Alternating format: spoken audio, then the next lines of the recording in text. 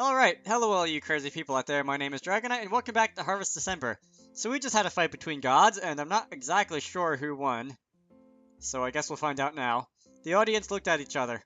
Shiro pricked up her ears listening to the people gossiping around her. They seemed confused since what they expected was since what they saw was far from their expectations. I didn't expect that, I said to Shiro, who was leaning against a corner post resting. What do you want now? Did you come here to be my second? I didn't think you were familiar with boxing terms. I'm sure you wanted to watch me get beat up. Yeah, I did, Al admitted. But I didn't want you to get killed. To think I would live to hear you say that. Well, immortality can't be that bad. That woman is interesting, Shiro commented, watching Mayoi in the opposite corner. Mayoi was chatting to her while she struggled to catch her breath. The blow to her stomach seemed to have done some damage. A complete god is exactly what it is. Complete. They don't change. There is no progress. I suppose that is the price for absolutionists. Yeah, a polytheist god's authority is limited. They can only complete within certain limits. They are only complete within certain limits, and within that they have no leeway for change. They are forever the same. Authority isn't the only thing that doesn't change. To a god, individuality is the same as power. That is the telephone!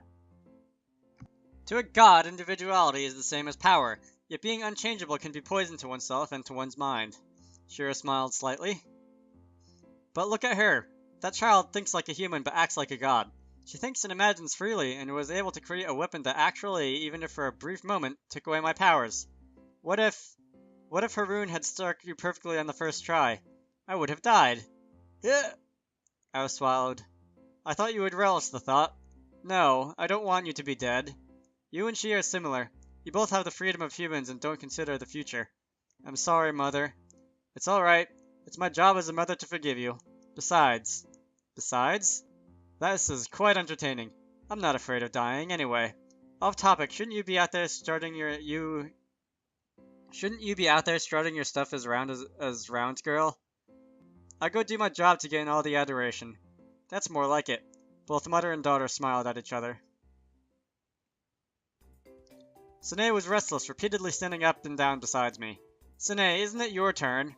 Mizuho was resting off stage on a chair, her round board propped up against the side, waiting. But, why are you so reluctant? I look fat in this costume. Did you gain weight? I said I look fat, but it doesn't mean I am. Okay, sorry, I forget I said anything. I apologized immediately. Grrr. She was in a dilemma. She felt as if she had to do the job she was assigned to do, but at the same time she looked embarrassed. Sune, hurry! It's time! Mizuho waved. She stiffened for a few seconds and then relaxed her shoulders as if she accepted her fate. I'll go now, Sune said with resolve. She walked towards Mizuho.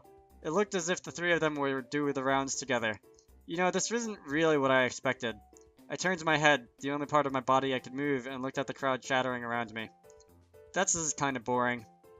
Yeah, Shiro-sama's easily going to win. Let's go home. The audience was losing interest. The match had long lost its excitement, and watching Shiro-sama teach Mayoi how to fight wasn't exactly thrilling. A number of people had left the crowd. Sune, come on, people are leaving already. Okay. Sune took off to Parka. The people that left halfway would regret they didn't stay for the rest of their lives.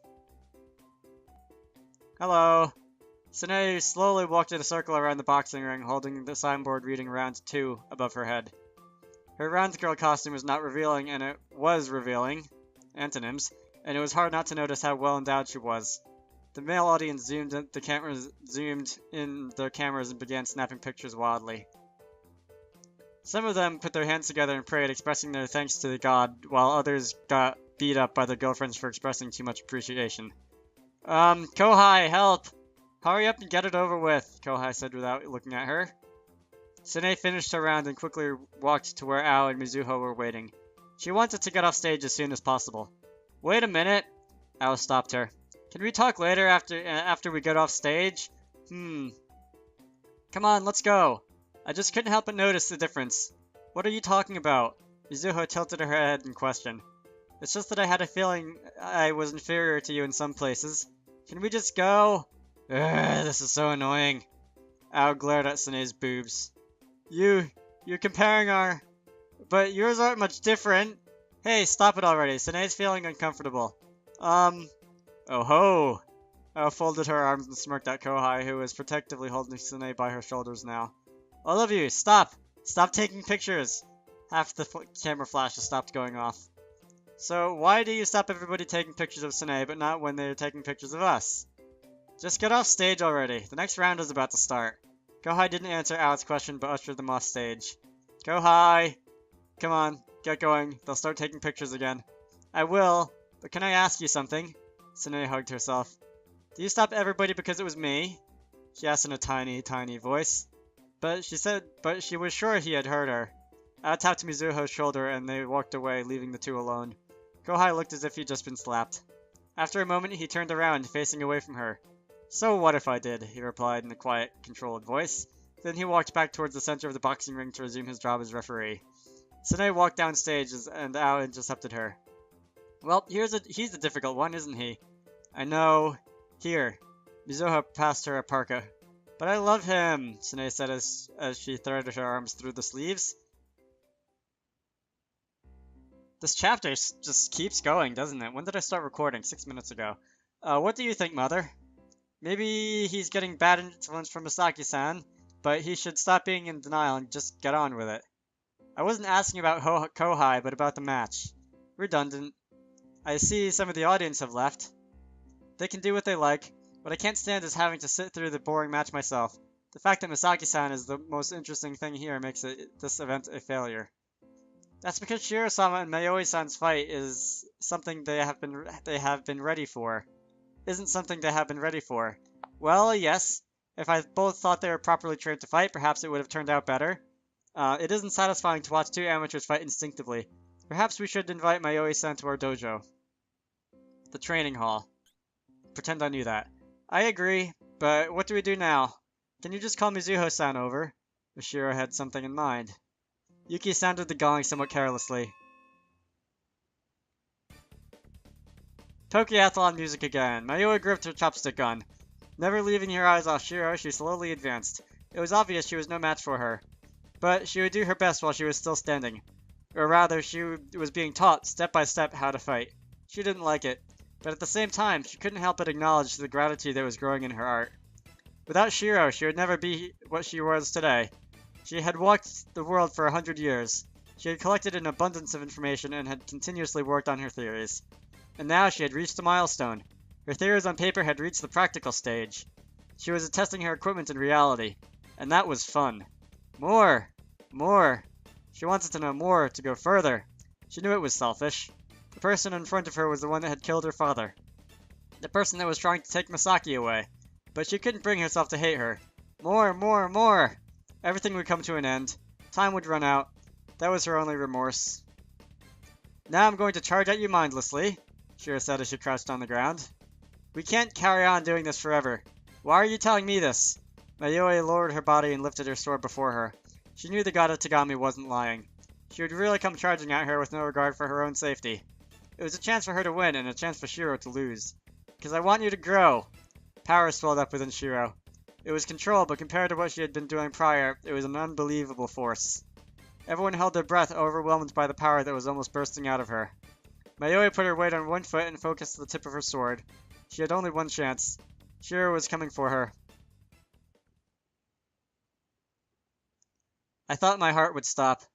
I didn't even notice I was holding my breath until my lungs began to ache. Everyone else must have felt the same because I could hear several people gasping for air. It'll be over soon, Ao whispered to me. Her job was finished for the day and she had changed out of her costume. You took off your costume. Did you want to watch? I regretted my comment. I'd like to change too, actually. Nope. I sighed. It wasn't even worth asking. You look bored, I commented, seeing that Ao had a dull expression. Where's the fun when she's purposefully making a poor attack out of pity so her opponent gets a chance? It's the nature of the fight. It's the nature of the fight that makes them. It's the nature of the fight that's making it boring. Yes, it's only exciting when you know they're reacting by the second that their will to fight is what drives them. If the hag lowers herself to make it easy, it's not terribly interesting. Shiro knows what she's doing. I may call her a hag, but it feels weird listening to someone call her simply by her name. But Why do you think she's doing so? I continued, ignoring her complaint. Ao frowned. For fun? Evaluate. She needs to lower herself to Mayoi's level and create a handicap so she can enjoy the thrill of the fight. Because in fights, being in a matter of life and death is where the excitement is. She wasn't too confident with her answer. When I nodded, she let out a breath. Only half correct, though. She frowned again. This chance might save Mayoi. If Mayoi wins the match, her equipment... Oh. There, you already know the answer. Whichever way, win or lose, Mayoi will gain something. Hey, Ao, are you thirsty? Mizuho passed a water bottle to Ao. Thanks. Lemonade? Sine made it. It's really good. You want some too, Masaki-san? I'm tied up. Mouth to mouth. No thanks. Perhaps if you untie me. Mizuho gave a loose wave of her hand and walked back towards the VIP tents. Hey. I tried calling her back. She didn't answer. My attention was drawn to Ao, though, because she suddenly dropped a cup with a loud clatter. I'm coming! Bring it on! Shiro kicked the floor. The mats flew up in the air. She dashed towards Mayoi, the air splitting in half as she forced her way through. Just a touch would be enough. Just one touch and the runes would work. Capture, contain, and nullify. Mayoi was surprisingly calm. Her eyes never left Shiro. All she had to do was swing her sword. When? Now? It was a matter of a split second, but everything seemed to be in slow motion. This was similar to the moments of epiphany she got when she was in the lab. That sudden feeling that she was invincible. That she could do anything in the world. That feeling that made her feel like a god. Ironic, Mayoi thought. She was thinking too much now. What was the situation now? Shiro. A beast. So fast. She was just an arm's length away now. She could feel her power against her skin. Now? Not yet. A little more. Almost. Her fingers moved and power surged through the runes. It was as if her hands weren't hers anymore, but a part of her equation, a part of the device she had created. Her senses were numb. Mayoi made a mental note that other than her vision, she should pay attention to the sounds around her. Listen carefully. Focus. Watch. Listen. Listen. No! Huh? The brain never misses anything. It only processes information to decide what is needed and what is not. Ha! Typos. So was it possible to recall what happened right before and after the scream was heard? Oh, were those slashes intentional? I thought like they aimed for the period key and hit the slash key instead. Either works, I guess. No, there isn't any time to do that now. Remember, when you're in the middle of a fight, but no! Arms in motion, swinging sideways, didn't mean to do that. It's too late to stunt now, the timing might not even be right, but the momentum's working. What's more, head turned sideways, why not looking at opponent? Not good, too late, with already just done, just go with it. Can we get back to regular English now? Hey, the blade's going to hit Shiro on the back of her head, that's lucky, but also weird, it should hit her on the cheek, why the back of her head? That means she's looking sideways, but the only reason she would do that is there was an emergency, something about an emergency. Masaki! Shiro shouted. Pie!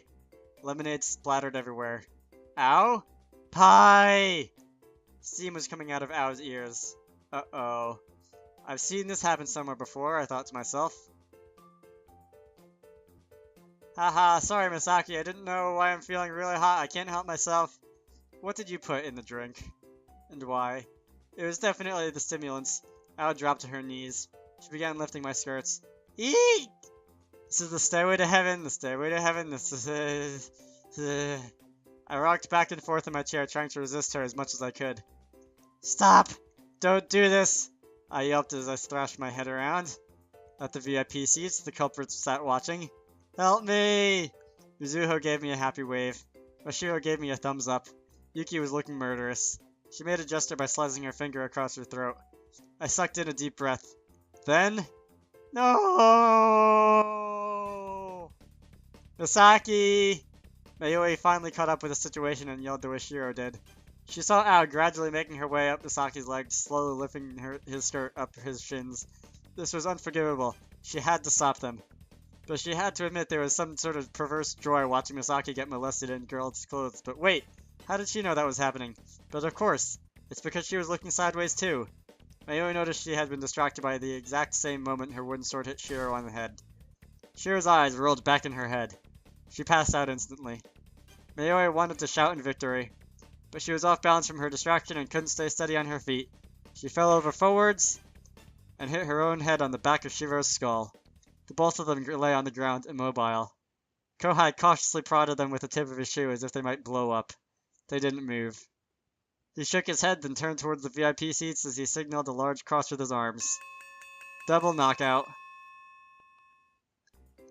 Alright, look! It's over! Mission accomplished, let's go home! I screeched as I rocked my chair in an attempt to loosen the ropes. Run as much as you want. It makes this even more exciting. Just a little more. My skirts were rising higher and higher. The audience was riveted now, very voyeuristic. Someone! Someone! You know you want this. No! Don't! Epilogue. Well, that was fascinating. I'm gonna end this off here. I hope you all enjoyed that. My name is Dragonite, and I will see you all later.